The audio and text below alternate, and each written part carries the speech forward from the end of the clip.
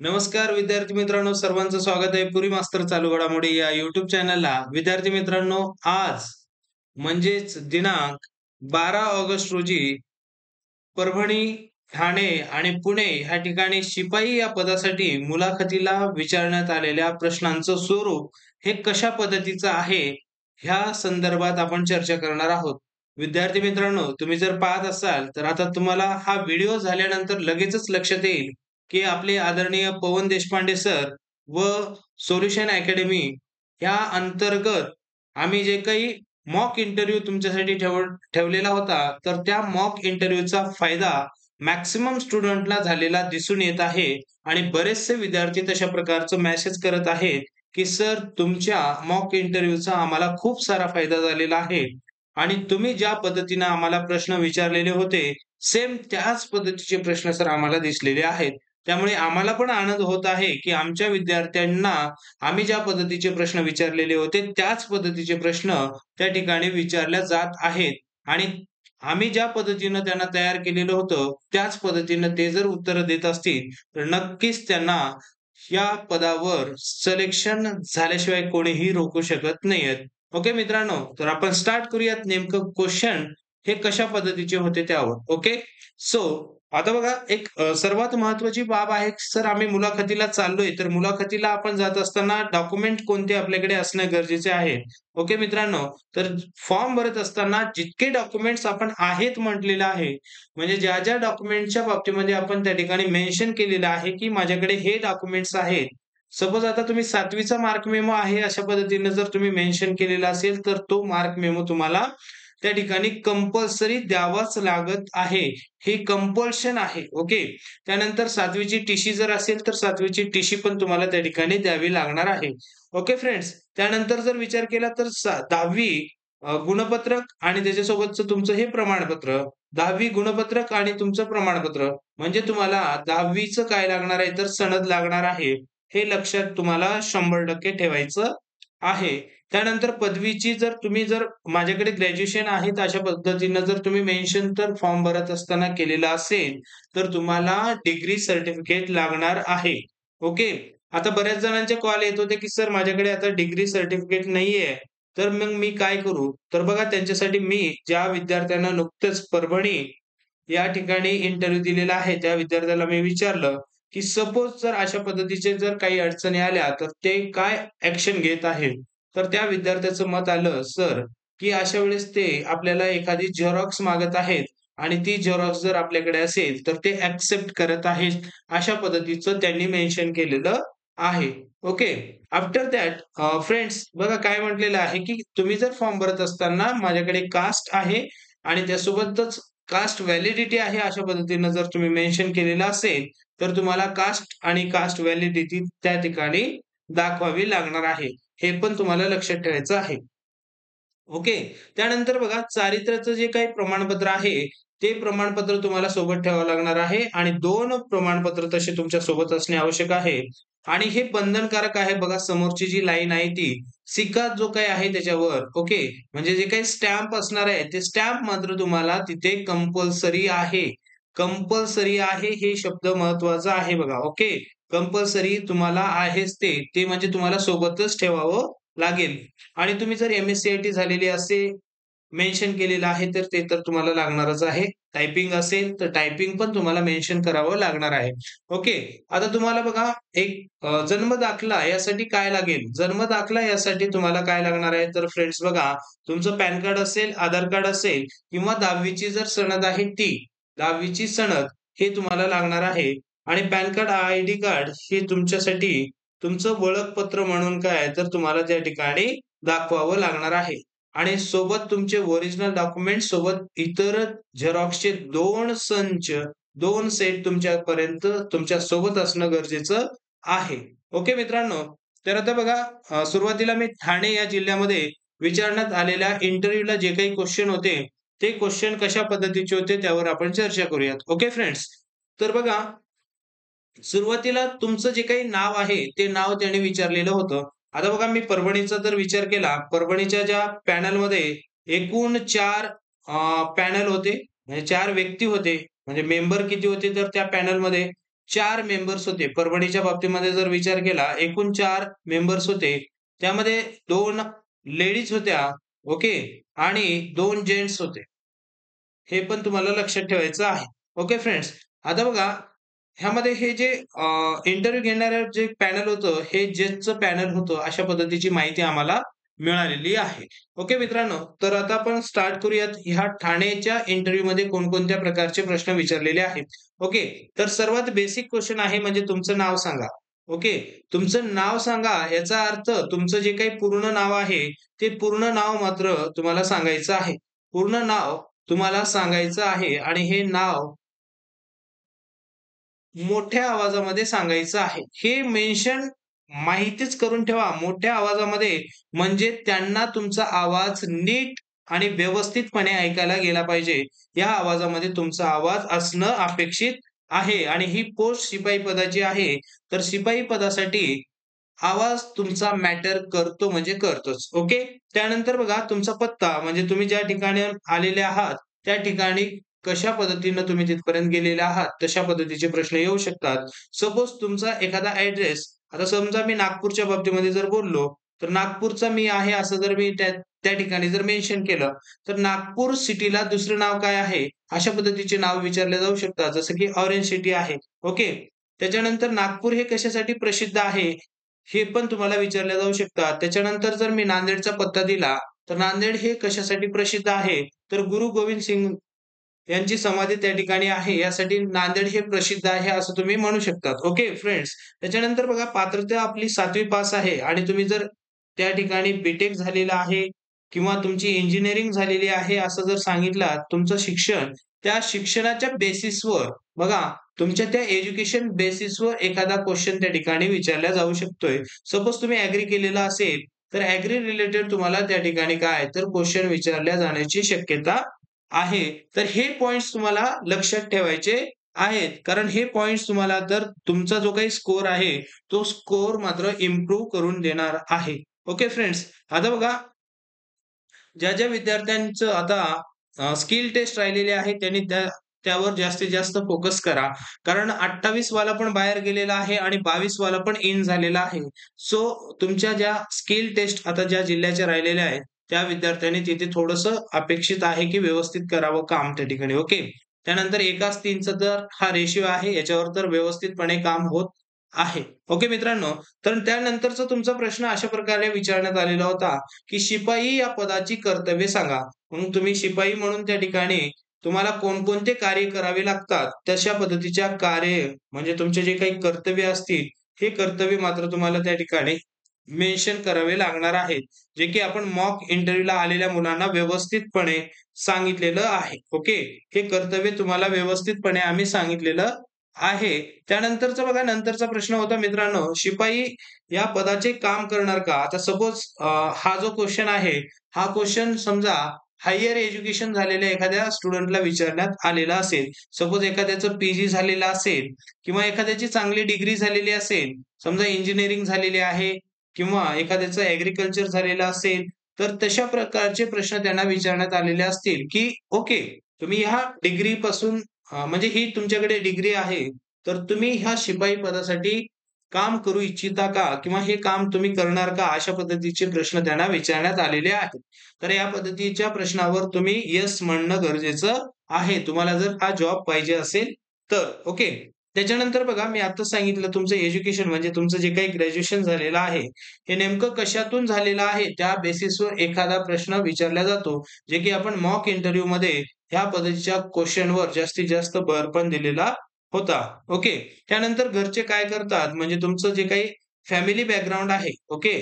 तुमचं जे काही फॅमिली बॅकग्राऊंड आहे, या फॅमिली बॅकग्राऊंडवर तुम्हाला चर्चा मात्र करावी लागेल. म्हणजे व्यवस्थितपणे त्या ठिकाणी ॲन्सर देणं गरजेचं आहे आणि एकदम रिलॅक्सपणे द्या. व्यवस्थित आवाजामध्ये तुमची उत्तरं त्या ठिकाणी देणं अपेक्षित आहे. आणि फॅमिली बॅकग्राऊंड सांगत असताना आपले वडील काय करतात? आपली आई काय करते? आपला भाऊ काय करतो? ह्या पद्धतीचं तुम्ही त्या ठिकाणी मेन्शन करणं अपेक्षित आहे. त्यानंतर सपोज त्यांना जर वाटलं, की आता मी जर म्हटलं, की माझे वडील शेतकरी आहेत.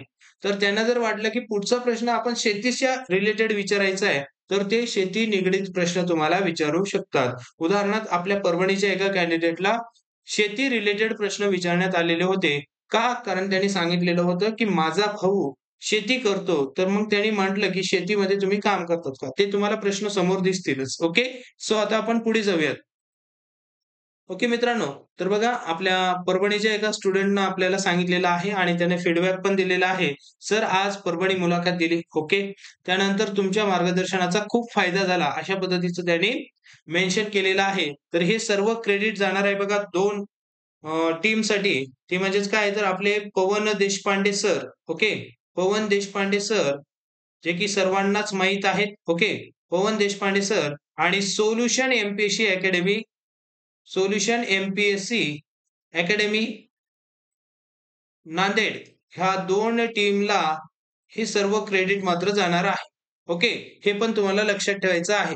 त्यानंतर बघा एंट्रन्स झाल्या-झाल्या त्या विद्यार्थ्याला कशा पद्धतीचे प्रश्न त्या ठिकाणी विचारण्यात आलेले होते. सो आता बघा पहिला प्रश्न आपल्या समोर दिसत आहे.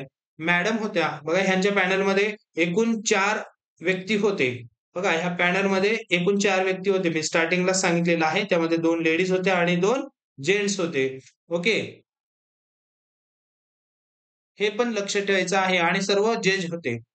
आणि त्यांनी आम्हाला असं सांगितलं, की सर आमचा जो काही स्कोर होता पूर्वीचा आजपर्यंतचा म्हणजे तो स्कोर मात्र त्यांच्याकडे नव्हता. फक्त ते आमचा इंटरव्ह्यू घेत होते. अशा पद्धतीचा त्यांनी मला मेसेज दिलेला आहे. ओके. तर बघा त्यांना गेल्या-गेल्या असं विचारलं, की तुमचं बसायला सांगितलं एंट्रन्स झाल्या-झाल्या. सर्वांना विश केलं यांनी आणि मग नाव सांगा म्हटले. नाव सांगितल्यानंतर शिक्षण काय झालं? अशा पद्धतीचा प्रश्न. त्यानंतर बघा हा थोडासा नवीन प्रश्न आहे बघा, की तुमचं वय काय आहे? त्यांच्याकडे ऑलरेडी वय असतं. म्हणजे त्यांच्याकडे तुम्ही जे काही सर्टिफिकेट दिलेले असतात, त्यावर हे मेन्शन केलेलं असतं. परंतु त्यांच्या इमेजकडे पाहून त्यांना वाटत असेल, की यांचं वय जास्त आहे. तर तशा पद्धतीचा ह्याने प्रश्न विचारलेला असेल किंवा यांचं वय खूपच कमी आहे. त्यावेळेस त्यांनी हा क्वेशन केलेला असू शकतो. ओके. त्यानंतर फॅमिली मेंबर्स कोण-कोण आहेत अशा पद्धतीचा प्रश्न झालेला आहे. ओके. त्यांनी मग बघा काय सांगितलं, की 2 भाऊ आहेत. ते सांगितल्यामुळे त्यांनी काय विचारलं, की त्यांनी रिपीट केलं 2 भाऊ आहेत आणि एक शेती करतात, तर दुसरा सी सेंटरमध्ये काम करतो किंवा ते सेंटर चालवतात. लगेच त्यांनी विचारलं बघा. त्यांनी म्हणजे ह्यांच्या ॲन्सरवरती इंटरव्ह्यू नेलेला आहे. मग सी याचा अर्थ काय? असं त्यांनी विचारला. त्यावेळेस त्यांनी ॲन्सर दिलेला आहे कॉमन सर्व्हिस सेंटर ह्या पद्धतीचं. ओके. आणि मग त्यांनी म्हटलंय, की शेती जर तुमचा एक भाऊ करत असेल, तर तुम्हाला तशा प्रकारचा शेतीचा काही अनुभव आहे का? असं त्यांनी विचारलेलं होतं. आणि त्यांनी नाही अशा पद्धतीचा ॲन्सर दिलेला आहे. त्यानंतर वेळ मिळाला तर शेतात काम करता येतो का? तर ह्यांनी येस म्हणून सांगितलेलं होतं, पण फारसा काही अनुभव नाही अशा पद्धतीचं त्यांनी ॲन्सर दिलेलं होतं. Okay friends. त्यानंतर बघा शेवटचा पेपर कोणता दिला? अशा पद्धतीचा एक नवीन प्रश्न त्या ठिकाणी त्यांनी क्रिएट केलेला आहे. बघा हा प्रश्न थोडासा नवीन वाटत आहे. ओके. कारण तुम्ही अशाच कोणती एक्झाम दिलेली आहे का? ज्यावेळेस यांनी येस अशा पद्धतीचं सांगितलेलं होतं. त्यावेळेस मग परीक्षा कोणती दिलेली आहे अशा पद्धतीचा त्यांना प्रश्न रिपीट झालेला होता, की ग्रामसेवक ह्या पदाची मी परीक्षा दिलेली होती सर. मग त्याने लगेच रिपीट केलं, की ग्रामसेवक पदाची कार्य काय आहेत किंवा कामं कोणती आहेत अशा पद्धतीचा प्रश्न. त्यानंतर ग्रामसभाबद्दल तुम्हाला काही माहिती आहे का? या पद्धतीचा प्रश्न विचारला. त्यानंतर ग्रामसभा कधी तहकूब करतात? ह्या पद्धतीचा प्रश्न. नंतर तहकूब केलेली सभा परत कधी घेता येते का? अशा पद्धतीचा प्रश्न त्यांनी डेव्हलप केलेला होता. म्हणजेच काय? तर ह्यांनी जो इंटरव्ह्यू आहे, तो इंटरव्ह्यू आपला जो कॅन्डिडेट होता, त्या कॅन्डिडेटच्या सर्व ॲन्सरच्या रिलेटेड होता. बघा ह्याने ज्या प्रकारची उत्तरं दिलेली होती, त्या उत्तराच्या बेसिसवरच काय तर ह्यांचा इंटरव्ह्यू झालेला आपल्याला दिसून येत आहे. हे देखील तुम्हाला लक्षात ठेवायचं आहे. ओके. नंतर सेकंड मॅडमने यांना विचारलेलं होतं, की तुम्ही सध्या काय करता?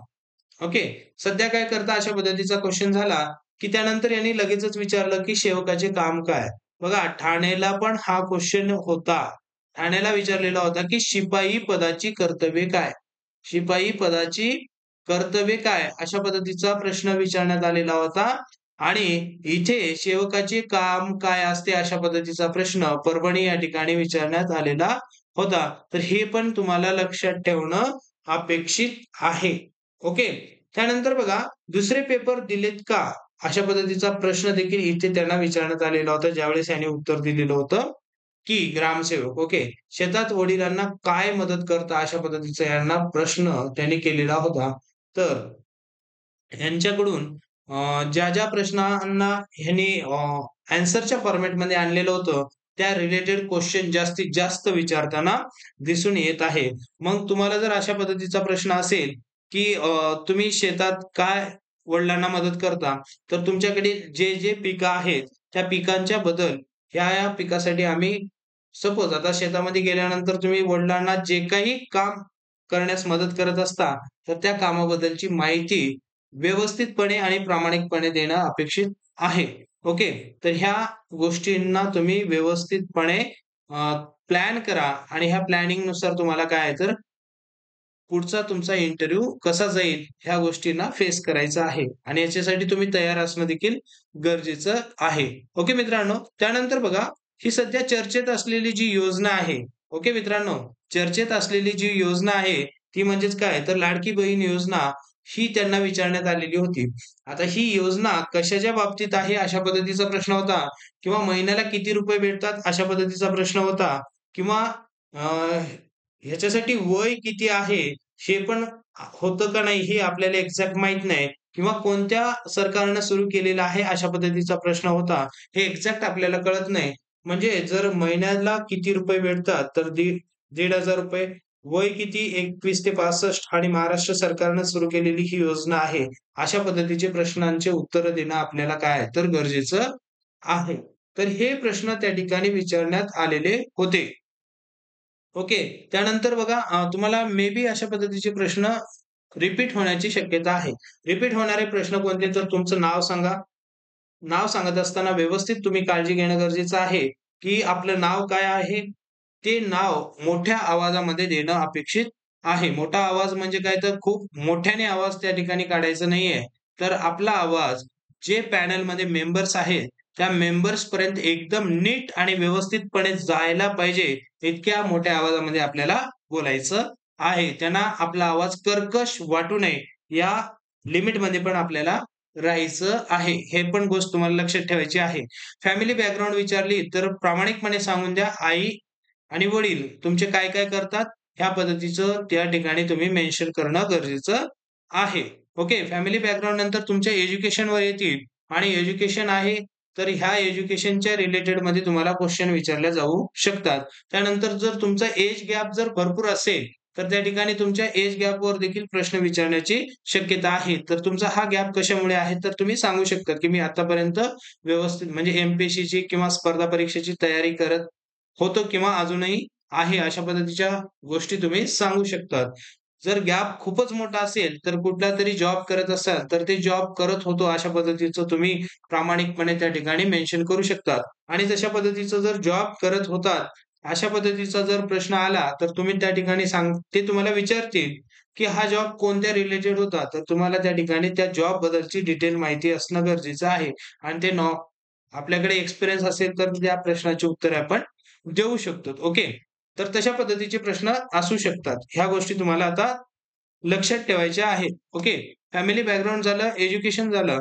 इतर समजा आता पुण्याचा जर विचार केला बघा, पुण्याला एक वेगळा क्वेशन विचारण्यात आलेलं होतं. वेगळे क्वेशन बघा, पुण्याला थोडेसे क्वेशन जे होते, पुणे कोर्टामध्ये थोडेसे टेक्निकल बाबीमध्ये क्वेशन विचारले जाऊ लागले. ओके. टेक्निकल क्वेशन म्हणजे सेट डाउन म्हणजे काय? अशा पद्धतीचं जर तुम्ही कॉम्प्युटर जर हँडल करत असाल, तर सेट डाउन करत आहात म्हणजे काय करायचंय? ओके. जर तुम्हाला कॉम्प्युटर ऑन करायचा असेल, तर तुम्ही कशा पद्धतीने ऑन कराल? तर ह्या छोट्या-छोट्या ज्या काही गोष्टी आहेत, ते व्यवस्थितपणे बघून जासाल आणि तुम्ही जे विद्यार्थी इंटरव्ह्यूसाठी क्वालिफाय झालेले आहात, सर्वांनाच सोल्युशन एम-पी-एस-सी अकॅडमीच्या वतीने आणि पवन देशपांडे सरांच्या वतीने मनापासून खूप खूप शुभेच्छा. ओके. बेस्ट लक फ्रेंड्स आणि उद्या लवकरात लवकर तुम्ही इंटरव्ह्यूला कशा पद्धतीचे ॲन्सर देणे अपेक्षित आहे किंवा तुमचा इंटरव्ह्यू जर एक्स्ट्रीम लेव्हलला जर गेला, तर कशा पद्धतीचे प्रश्न विचारले जाऊ शकतात, या संबंधीचा व्हिडिओ मात्र तुमच्यापर्यंत मी लवकरात लवकर आणण्याचा प्रयत्न नक्कीच करतो. Okay friends, thank bye bye.